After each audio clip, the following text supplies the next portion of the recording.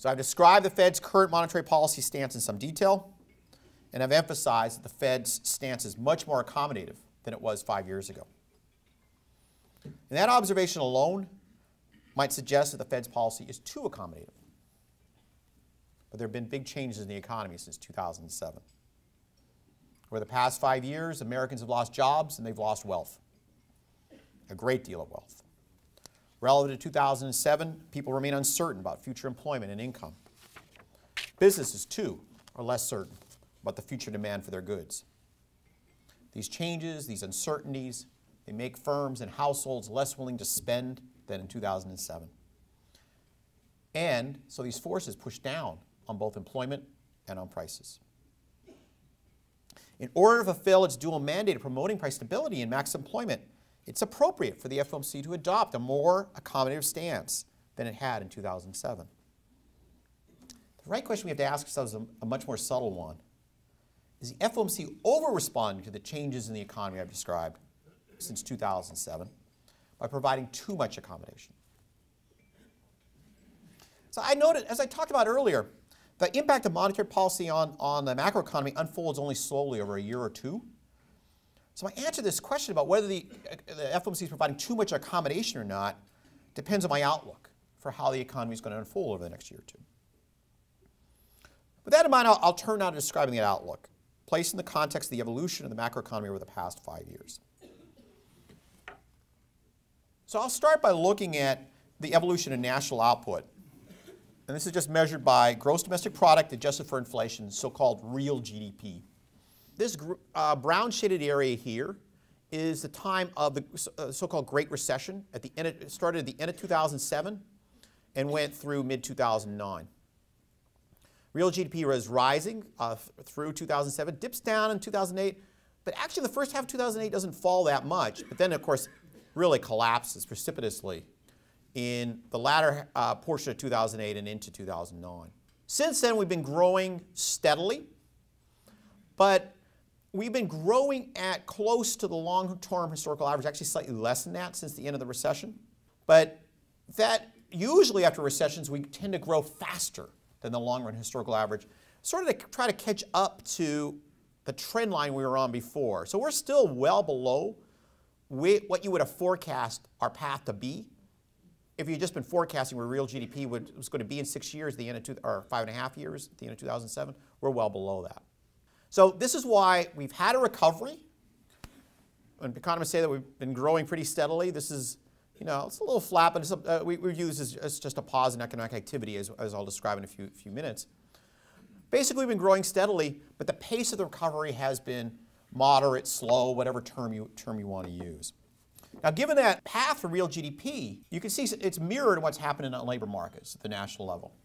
What is sort of interesting is the unemployment rate actually starts to pick up in 2007 before the beginning of the Great Recession. Okay? So it's around 4.5%, 4.7% early part of 2007. By the end of 2007, it's up to 5%. And then, of course, the fall in real GDP I showed you earlier is mirrored in an enormous increase in the unemployment rate, a doubling of the unemployment rate, 5% to 10% in October 2009. The unemployment rate has basically been falling steadily since that time period. There's been some upticks, but largely I would say we've had a steady decline, and the unemployment rate is now at 7.7%, as I said earlier, as of February. Now, so this is all sort of focusing on the discussion of unemployment, especially is focusing on the maximum employment mandate that I talked about for the Federal Reserve. The Federal Reserve has also a price stability mandate to keep inflation close to 2%.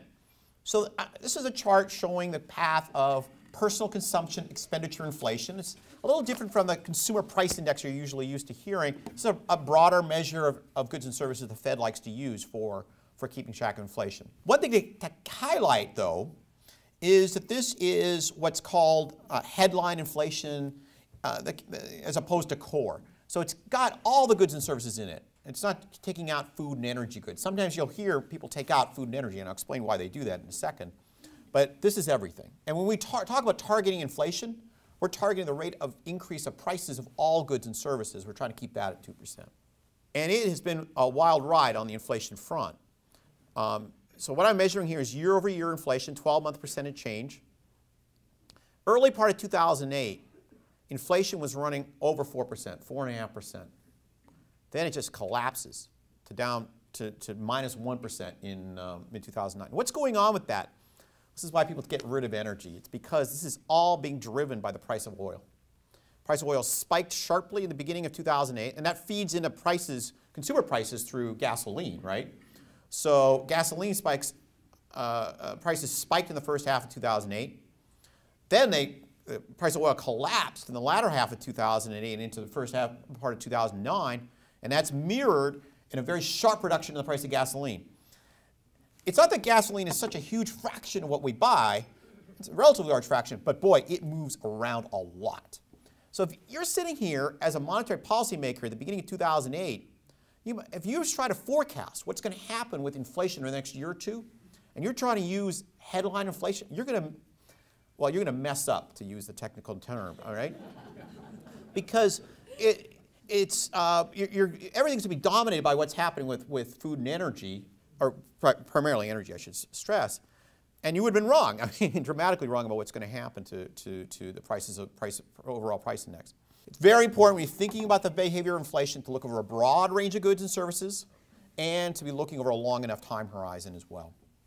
Now, I look at the 5-year average, and actually the price level has been growing slowly relative to target, 1.6%.